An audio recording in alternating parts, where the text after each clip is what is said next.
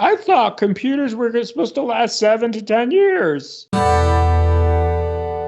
Welcome to Command Control Power, a weekly podcast hosted by 3 certified members of the Apple Consultants Network, drawing from over half a century of combined experience. We talk shop, interview vendors and colleagues, and share what we've learned while operating our technology consulting practices. Visit commandcontrolpower.com for show notes and click support to join our community for exclusive access to patron-only episodes, special features, merchandise, and other membership perks. This is Joe Sapineri of PsiMac, and my 2 co-hosts are Jerry Zigmont of MacWorks and Sam Valencia of the HCS Technology Group. Thanks for listening. So I have an update on my Synology CMS setup here. Jerry, you brought this up. I think, you were the one that kind of dove in first, as you often are, in setting this stuff up and testing it out and all. And so I think I followed pretty closely behind you. I bought a new 2-bay Synology 220 Plus. My older one just wasn't cutting it anymore, and I wanted to kind of test this out, and I figured I could repurpose it. But it's been working out great so far, so I'm gonna keep this setup. I configured Synology CMS, centralized management system, I think. So they just call it CMS. This device is the CMS host. And then I added like a handful of servers for testing initially. Mm-hmm. And I think I talked a little bit about just getting a handle on notifications. And I did get that all kind of squared away. And I decided that I want the notifications to come in. I'm trying to think, I have them coming in as tickets. So if there's a notification about an issue with the Synology, I want it to be a ticket. So that's kind of how I decided that. But we were getting a lot of extraneous tickets. And that was one of the reasons why originally I thought, I can't have these coming into my help desk. There's just too much noise. But I finally got a handle on that too. So I wanted to update the listeners in case anybody else sees this. I was pretty surprised. I don't know if you had seen this issue. Like I had no control over notifications for most of my servers, or what I thought was all of my servers. For example, backup completed messages. So of course, every night I'm getting a message about, the backup was complete. And it's like, yeah, that's fine. No news is good news. I'd rather not hear about it if it's complete, Right. And so I tried everything. I go into notifications on the server itself and, turn off the email box for backup completed notifications and hyper backup. That did not solve it. I found that there's another entry, it's like backup completed single version task or something. I don't know why that's different. You could have a notification for that that's separate from the regular backups, the rest of your backups. That didn't seem to help. Then I thought, okay, maybe I'm onto something. I don't have those settings for hyper backup on my CMS host because I hadn't installed hyper backup. So I installed hyper backup, and then I thought maybe I can turn off the email notifications here. No, that didn't work. Thanks to Dan Monhay at Mac IT Pros on Mac Admin Slack for the answer here. He clued me in that on the client server, you have to control the notifications there, which makes sense. And of course, I had checked that under rules, or under advanced if you're on the older DSM version. I'm sitting there working on the email column, because I'm dealing with getting emails through my CMS host. But of course, there's a separate column for CMS specifically. But the problem was for all of the servers that I checked, it's not displayed. I had to actually click the 3 dots in the top right and then just check the box for CMS to basically turn that column on. And then I was able to, of course, control all the settings for CMS notifications. So that solved it for me. That cut down the noise quite a bit on tickets. And thanks to Dan for that little tip. Yeah, that's really enlightening. Now, I have a question as we're kind of discussing this for monitoring our clients' disk stations. Now, does that come at a price? Because I would drop in maybe once a month, look at the Synology, perform any updates that needed to be done, make sure everything, the disks were in good shape. Maybe I would get the data scrubbing report from a client that would just sort of drop into my mailbox. But other than that, I didn't do this kind of like central monitoring where it was always on my radar screen. And I wonder if you're going to translate that into, I don't know, an additional charge that you would pass on to the client because, you're doing more work here now. Well, you know me, I love a good pricing discussion here. Yeah, I have some thoughts on this. There's a couple aspects to it. So there's regular maintenance we do in a couple different forms. There's checking on the Synology servers, especially important in the case of like a company with 10, 20, 30 people that are dependent on a server, even a handful. Sometimes it's a single user or a couple users. servers can be really important to everybody's workflow, obviously. I don't want to be the last one to find out there's a problem. I don't want to find out later that the Synology was trying to tell me something, clue us in that a disk is showing I/O errors essentially, or bad blocks or whatever, or I don't want to come back later and find out that I had some early warning signs. Sure. Of course, we all want to stay ahead of it. It's labor intensive. The other one we do is updating Ubiquiti networks, UniFi networks, and manually going in, checking the alerts, checking status. Is something offline? Is there an AP that's offline? Maybe looking at the logs to see what happened there, or maybe trying to power cycle the PoE if it's getting power from a switch, for example, and toggling PoE on that port and trying to kind of like revive an access point. And then also just manually installing updates, because again, the updates are really important, especially as we've come to learn lately. Same thing goes for Synology, staying up to date with the CMS version or with the Synology DSM version, different packages on the Synology. And again, UniFi, same deal, updating the firmware on the individual devices and updating the controller and so on. They're really important to do, and they come out fairly frequently sometimes. And up until now, we haven't really trusted that automatic updates are always going to do the right thing. I was kind of scared, a few years ago when Synology pushed out an update that just bricked machines. I think you needed physical access to get back in. So that's kind of like, a scary thing. So in short, we manage that for clients.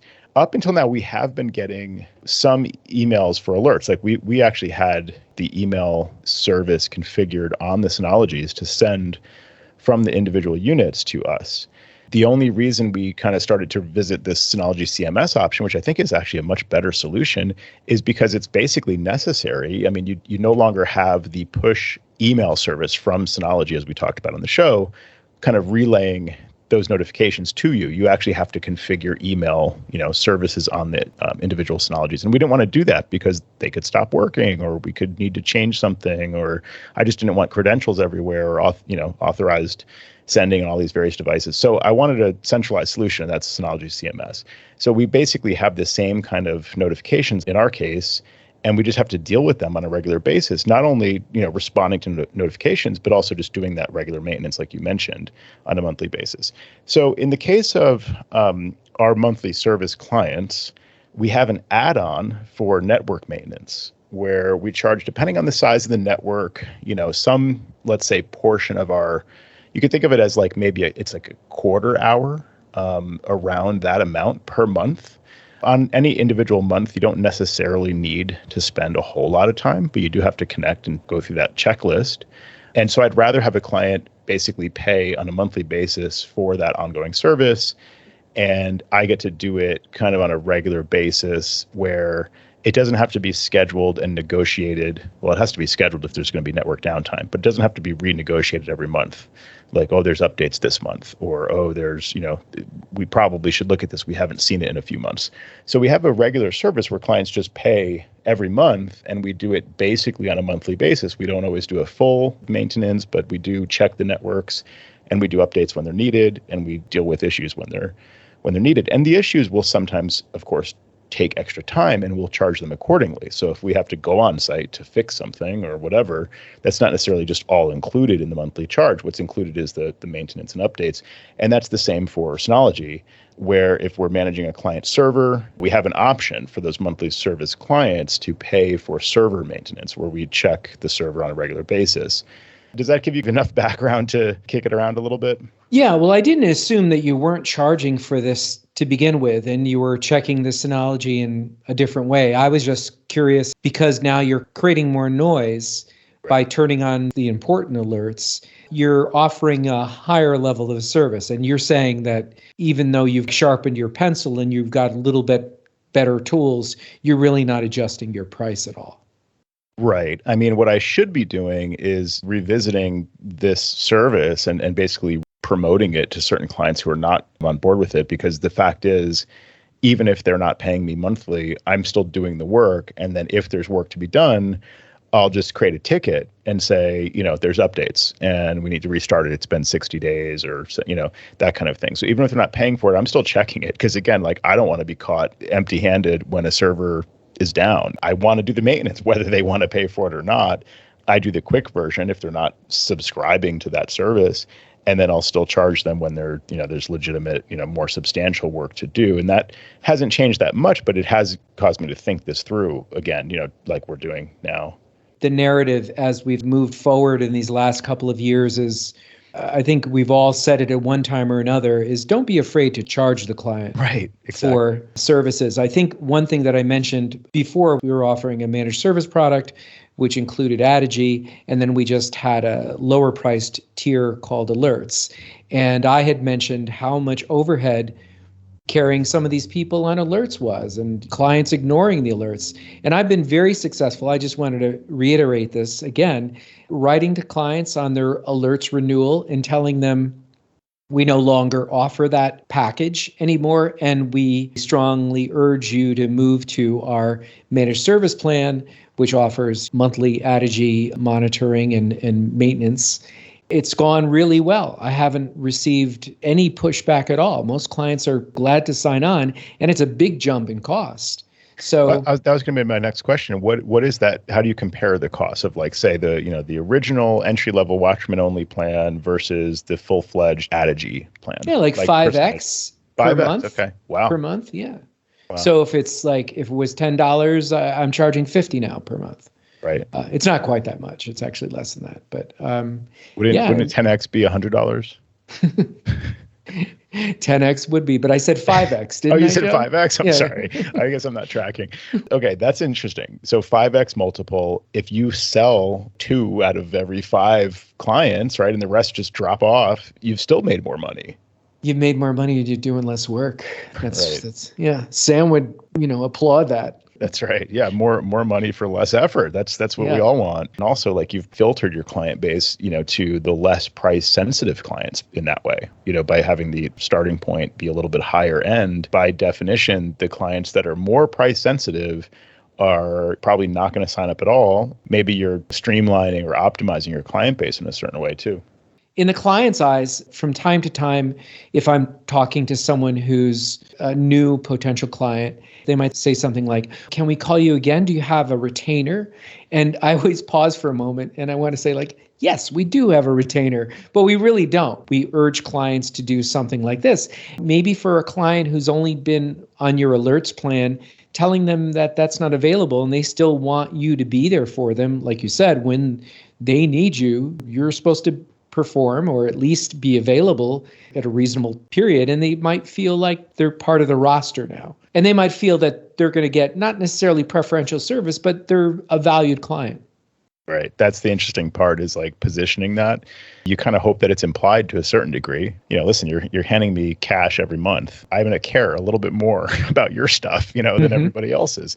You hope that's kind of just implicit. If you have to spell that out, it can be tricky, because I guess the industry standard would be to say, like, we guarantee a certain response time. We'll be on site in 4 hours or 1 day or something. But like spelling it out, you risk like alienating certain people. Like, some people are going to say, "What do you mean you'll be on site in a day? I need you that day. I'm paying you all this money every month and you're not available till tomorrow." It is what it is. I can help you remotely. But, you don't want to necessarily have to position that so specifically. And I don't want to guarantee some kind of absurd turnaround time and then have somebody complain on like a Friday at 2 p.m. that I can't have somebody there by 6. It's a tricky thing, but I do agree that, like, having them pay that is part of what they're paying for. I mean, what works for you, Jerry? How do you like position that aspect, that priority response time aspect? Don't ask, don't tell. So I know that a lot of our colleagues put that in their service agreement that they might have a client sign.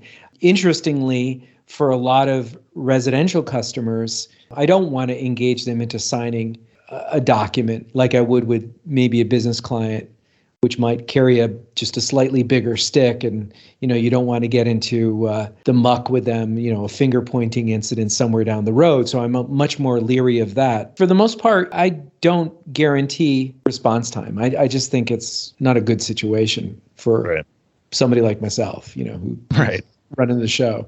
Yeah, you could be out of town, and if it's a one-man operation, that was always my fear. I mean, it still is my fear. It's like, I don't want to put that level of stress even on my team.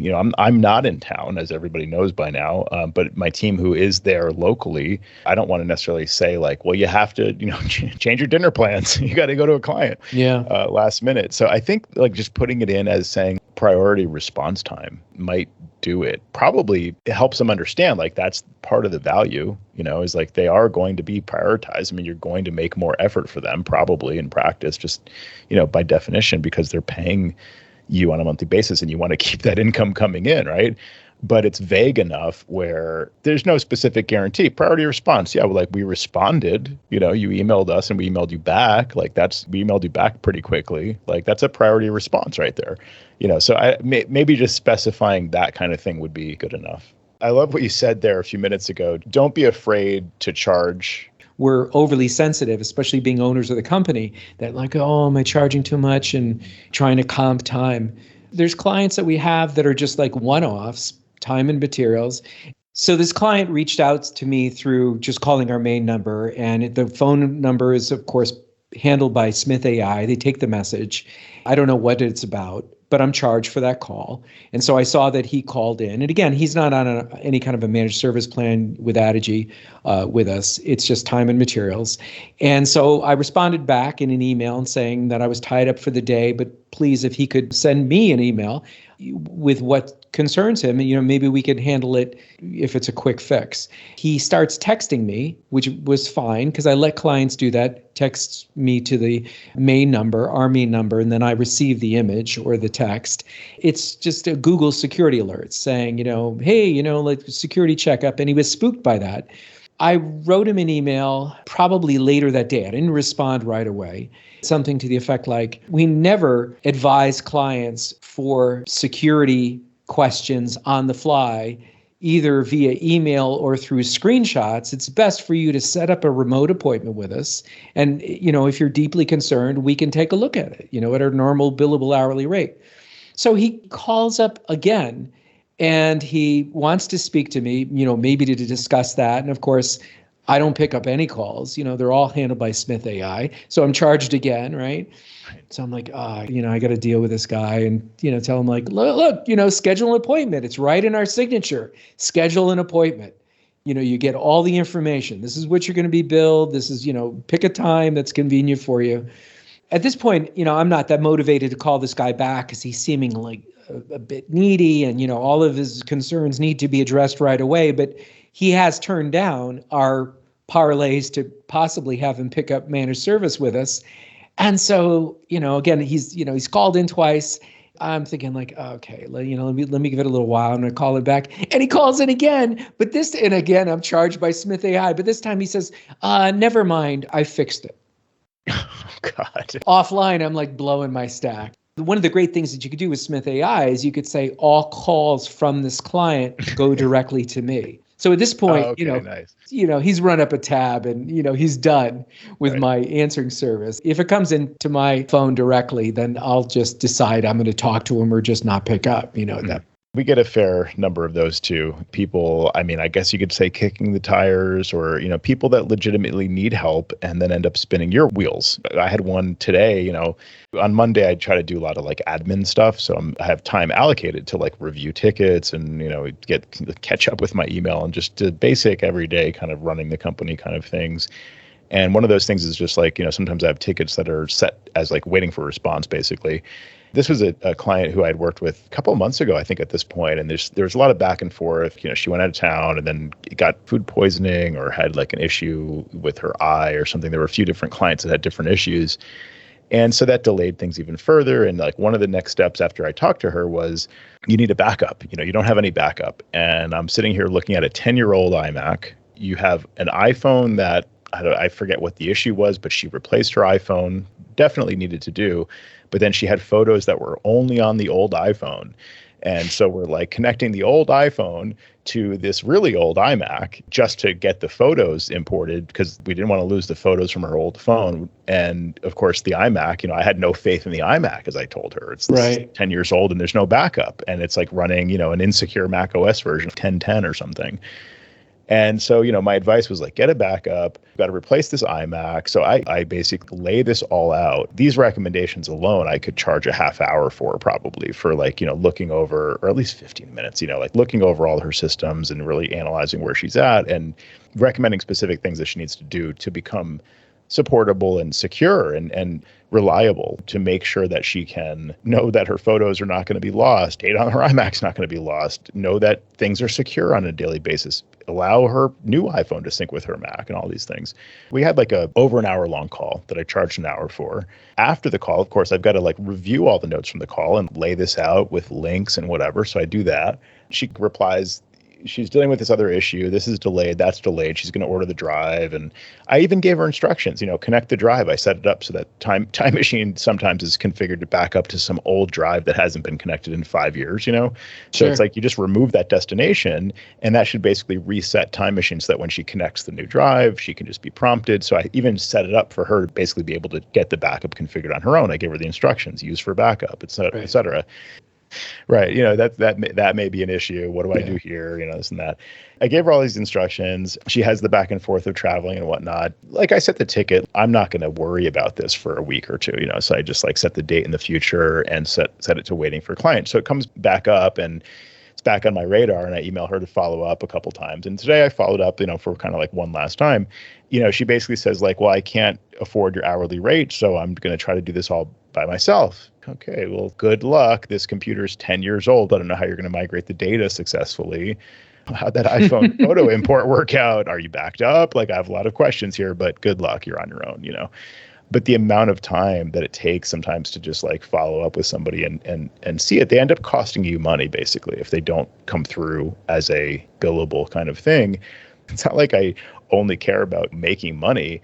It's unfortunate that sometimes people really do need help. They can't afford it. And I guess that's probably why she has a really old computer. Maybe she's not a client to begin with. I should have known. It's frustrating, and it ends up just costing us a lot of time. And it just makes me realize the clients that we do have and the work that we do, we really have to charge for. The call that I had with her originally to get some of the work done and really recommend all this other stuff, lay this out very clearly. Even the recommendations, that's billable. We should never feel hesitant to bill for what we do, because I never get pushback. You mentioned earlier, they oftentimes don't push back. It's absolutely true. We very rarely get pushback from clients where we send the 15-minute invoice for something that could have been free, or send the full 30 minutes when you could have rounded down to 15 minutes. I rarely get pushback for those. The clients that I get pushback from, oftentimes I've already discounted them. Doesn't mean that they're not going to complain. It's just a little bit nicer sometimes when I go back and I say, well, look at the invoice because I already gave you a discount. Doesn't necessarily eliminate the fact that they're going to complain. So very rarely do they complain. And I think you're right. We all need to charge for the work that we do. Take a client like that, for example. I've had calls like that. And sometimes when you're dealing with a 10-year-old iMac, I would almost have chosen not to work with it at all. Because we talk about, for our upgrades, our SSD upgrades, the cutoff, we've arbitrarily said anything 2015 or newer still makes sense to upgrade an SSD versus the client going and buying something new. However, that's just a slippery slope. You had to transfer data from an iPhone to this older iMac. And, what if you were in the middle of this and you're saying that the client's price sensitive and the thing just decides to give up the ghost and goes black? Then you're almost obligated to even go deeper down the rabbit hole with this client. Totally. Yeah, that's always a risk. That's the big concern, is that they say, hi, I have an iPhone. I need to get the photos off of it. And then by the time you have the call come up and you get connected to them, you realize their Mac is that old. And it's because it's that old, it's got a spinning rotational hard drive, probably as old as the Mac is. And it's really just like a ticking time bomb. And you find out there's no backup. Yeah, it's tough. Because then, whatever happens essentially happens on your watch. So what can you do? I guess you can have a disclaimer up front, we make every effort, blah, blah, blah, blah, blah. your data is not our problem, no guarantees that we're not going to lose all your data. Is that a nice conversation to have with the client? I guess I usually just mention it, that kind of thing, like, oh, you have no backup, that puts your data at risk, but it's like a verbal thing on the phone that's not being recorded. So, I'm operating a lot of times just on good faith that, the client will understand this is not necessarily my fault. This computer's 10 years old. All bets are off at that point, That's why it's good to have policies and stick by them. I would have let that client call you. Right. Yeah, exactly. Well, and we can protect ourselves. We can have a policy where we say for every new client coming in, we need a system report. If you're a brand new client, if you're not going to sign up for one of our plans, and it's just a one-off thing, like I need help with this specific thing, we need a system report. So we need to know like what we're dealing with going in. And for us, that comes from Watchman. We try to make that a starting point for brand new clients across the board. We just have them install Watchman, and then we get a report from it, and we can say, okay, this is what we're dealing with. Maybe the thing to do is to say, like, if the machine is of a certain age and or doesn't have backups in preferably 2 forms or whatever, get it in writing up front. This is why people have boilerplate things, because it's almost like, well, who cares if it has 2 forms of backup if like one of them is, carbonite and they didn't renew their plan and the thing just fell apart before you get to call them. I guess I wouldn't necessarily be as concerned if they did have a time machine backup and they did have BackBlaze. But even then, there could be an issue where they lost something, with BackBlaze. They could have lost something over a month ago and not noticed. BackBlaze only keeps versions or deleted files for 30 days. I think that's a really good PSA with the default settings. Amy McKnight brought that up in the Mac Admin Slack recently. Just as a reminder for everybody, like, this is the situation. It doesn't necessarily keep your backups forever. In fact, with the default settings, BackBlaze keeps your stuff for 30 days. Deleted files or old versions are kept for 30 days. So you could have a client that says, yeah, I have a BackBlaze backup. And you could find out that they lost something, 45 days ago and didn't notice it. And it's gone from the BackBlaze backup by the time you notice. With Time Machine, you could have exclusions in there.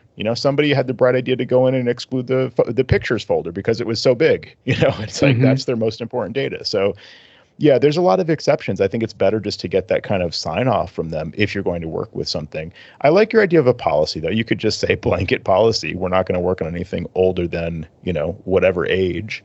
That could work especially well with your existing clients that are on some kind of subscription, monthly service. You could just demand everything needs to be supportable. You can't have old Mac OS versions. You can't have old hardware. You can't have rotational drives. Anybody who's on a regular service plan with you probably wouldn't be in this predicament. I'm just talking about, those random calls that you get. You don't want to just send them away and have some other company pick them up. You want to try to give them a good shake. And what I have done in the past is I tell them that I'll work with them remotely to get a Time Machine backup, but this machine is not viable. If it's 10 years old, it's not viable. Our cutoff is 2015. And what's yours? 2012? Sorry. It's not good. It's not serving you. It's not serving me. We're not going to work on it because something else could go wrong with it. But let's get a Time Machine backup going. I'll send you a link. I'll even jump on and try to get that going for you. Maybe to book the business once they do get their new machine and they do a transfer. And we most recently did something like that, where rather than just send this person on their way, we try to work with them. So it's not like, oh, sorry, 2014, see ya. Go see Joe. He'll work with anybody. Right. Come one, come all. I like the policy of saying, like, I won't work on it unless you change it. Basically, it's like, I'll work with you, but you have to have a plan to move forward to new hardware, and or new software versus just turning them away, as a blanket policy. But yeah, it definitely serves you not to actually like embark on a project like this when the machine is so old, because, not only, as you said, can things just fall apart, because the system just starts to like break down, but also it just draws everything out so long. And this happens, even with clients that are signed up for our monthly service, and we don't draw such a hard line where we say, like, we absolutely will not support this hardware. We do draw a line with, we won't support this older software. If you won't let us basically upgrade you to a supportable Mac OS version, that's just a non-starter for our relationship going forward. But if their old hardware can run a relatively supportable Mac OS version, like the last, the current or the last 2 versions prior, maybe we'll support them. But what I'll do in those cases is I'll quote them the time it actually takes. because oftentimes the problem is like they have maybe it's a 4 or 5-year-old iMac with a rotational hard drive, and that drive is just slowing down over time. And maybe it's got 8 gigs of memory. And, again, like a rotational hard drive to me is it's just such a bottleneck in the system. And then, of course, that's compounded by having only, say, like 8 gigs of memory. And then everything gets paged to the hard drive, and it's just terrible. Bad user experience, and that's one of the reasons we almost insist that they replace them. But I had a case a few months ago where I insisted, if you're not going to replace this hardware because he had some okay reasons, I guess, then I'm insisting that we upgrade it to the latest supportable Mac OS version. In some cases, I said we're going to go to Big Sur, not Monterey. In other cases, it was limited to 10.15.7, but it's like you've got to go to something that's relatively secure. And I'm going to charge you for all that extra time that it takes, because when you're forced to support, or you're willing to support, this older hardware, you end up with everything just taking a lot longer. It's also somewhat unpredictable. So whereas if a machine with an SSD, pretty much you can kind of plan the timeline of like how long it takes to download and install the update and like come back up where you can like finish the job. With a rotational hard drive, because the drive can be so slow, and because there's so much input-output on an operating system installation, if a machine is 10 times slower because it has a rotational drive, like that means it takes half a day to install it's just, so you have to like plan for that. And, it's not like you're sitting there watching the progress bar, but the things you're involved in, the things you're actively working on, you're waiting for the progress bar, you come back and check it. Okay, it's not done. You come back and check it again later. That stuff is unpredictable, and that costs you time, that costs you efficiency. And so the client has to pay for that. So then, a client who's trying to save money by not upgrading this old, hardware that was never spec'd right from the beginning, they're going to pay the money anyway, because you're going to charge them for what it's worth, for the time that it actually takes to support this older hardware. And hopefully they realize over time that it's just not efficient to keep this older hardware in service and end up paying for the maintenance of it, at a sort of like 10x or 2x or whatever multiple. The clients have to learn these lessons, and sometimes it's painful just to get them to fall in line for whatever reason. When those people, where you get those real dopey comments where they go like, I thought computers were supposed to last 7 to 10 years. No, where did you hear that? Yeah, exactly. Where did you hear that? I mean, it's not crazy to think that like it can last 7 years. It's too bad it doesn't go much beyond that. I mean, a PC, I think, as the stories go, if it lasts a year without being bogged down by viruses, maybe my information's out of date on that. I feel like Macs do have a better longevity, especially if you now that everything current is coming with an SSD, and especially if you spec it with maybe a little bit more memory, like 16 gigs or higher, you can easily get 5 to 7 years, as long as the hardware something doesn't break, basically.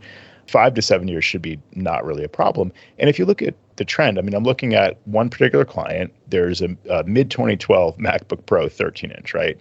That one tops out at 1015. So basically, end of this year, the fall of 2022, this mid-2012 Mac will no longer be officially supportable, based on the fact that it's not going to get software updates, security updates, past probably this fall.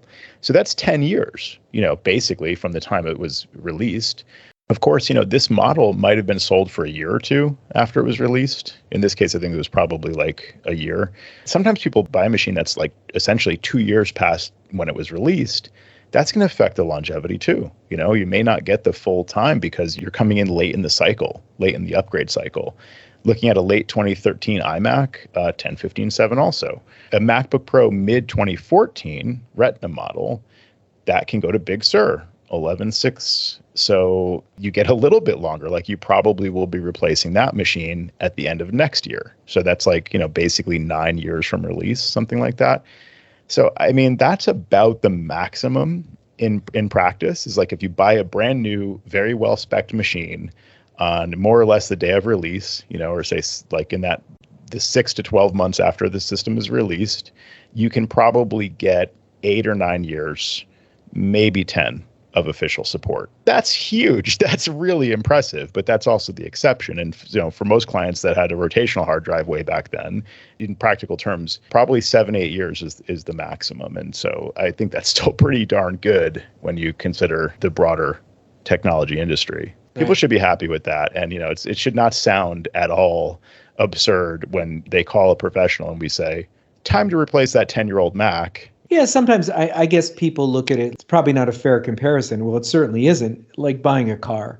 So if they bought a late model car, 2020 Honda Accord, and it was brand new, let's say it was just leftover, they would figure that that's going to work just as good as the 2022. And it should last just as long. It doesn't really matter, but your models do matter in computer world.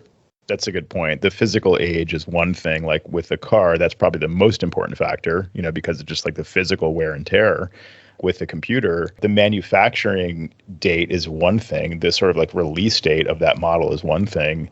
It may be only 5 or 6 years old by how long you've had it, but if the technology is not being supported with an operating system that's secure, all bets are off at that point. You can't run like that. The OS support thing, like the security updates and all, kind of brings up a topic I wanted to talk about more, going back to like the monthly plans and, updating UniFi networks and updating Synologies.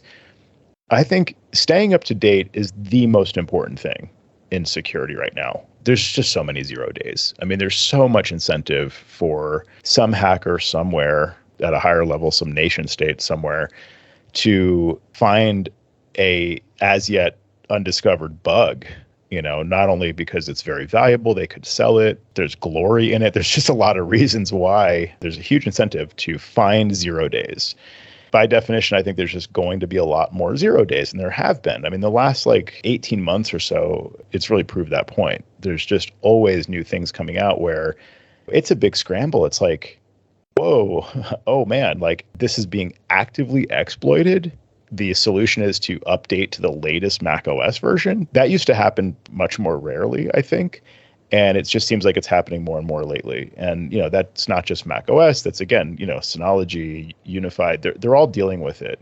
All the vendors that we use are playing a cat and mouse game with, hackers, with, again, nation states against finding the bugs and fixing the bugs. So that's the nature of the industry right now. I don't see that changing anytime soon.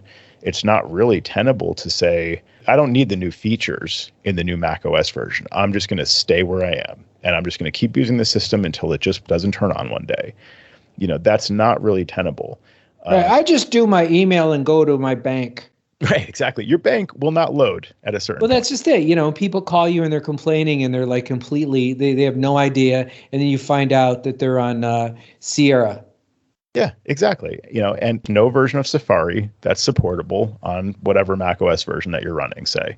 You can use Firefox, but at a certain point, then you have to manually install. I had one a couple weeks ago. They couldn't load any web pages, essentially, because every page now prefers HTTPS. And so every website automatically redirects to the HTTPS or whatever.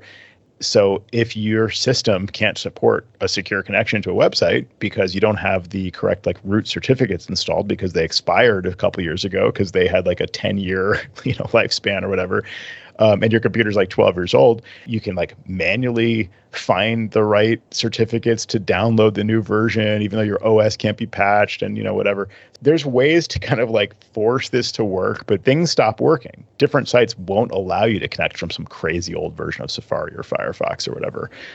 So it's really not tenable for a client to run a system that's not officially fully patched. Fully patching systems was something that IT would do because that's a value add or something. But it's really necessary. There's no skating by anymore. All that said, we need better ways of automating that, of doing these updates, because I can't sit here every month and click through many firmware updates on every client UniFi network one by one by one.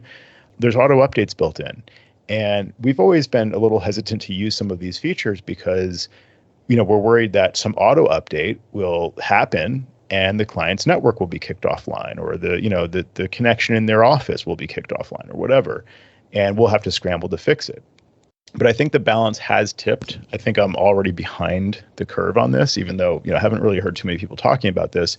But I think that we really need to be prioritizing erring on the side of updating at the expense of the possible disruption in service, possible need an on-site to reboot the server manually, or you have to hard reboot some access point or whatever, there's going to be fallout. But I think that we have to deal with that, and we have to use the automatic updates to just keep all our stuff patched as quickly as possible.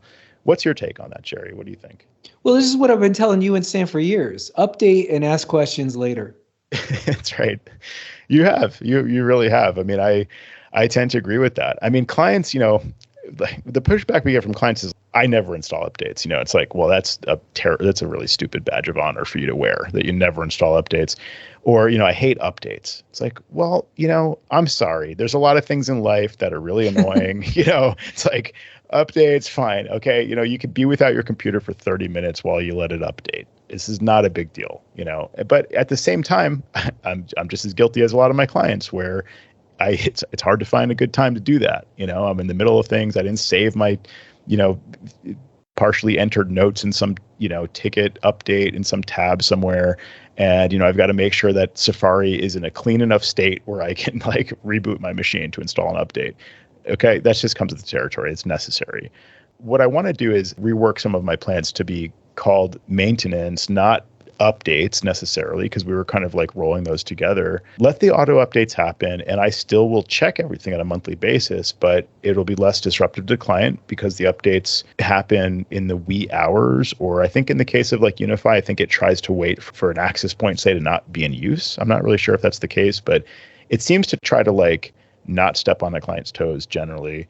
And in the few test cases I've done in the case of UniFi, it's been pretty successful. The updates work. Things get rebooted. The updates to install, uptime seems to be better because the updates are happening on a regular basis, meaning a gateway doesn't go 75 days without being restarted because it had an update and the update caused a restart. Overall, it seems to be successful and working well. And I'll just check the network on a regular basis, check the Synology on a regular basis, check Adigy to make sure that the Macs are up to date and so on. But a lot of this stuff just really needs to be more actively forced on the client. All these updates just need to be done. And I'd rather have the updates get done, even if there's issues that result from those, better than being exposed to security vulnerabilities. I'm one of those people that monitors all my UniFi installs. And when I know that maybe the client after hours or something like that, even if it doesn't show that it needs an update, I'll often log in and see that some devices do need to be updated, and always pick them off and just make sure they come back up. You're right. I mean, there's no harm or foul at this point if you just turn on auto updates. Pick up the pieces later if you need to. As long as you got a backup, I think you're right. It's better to err on the side of caution and keep these devices 100% patched.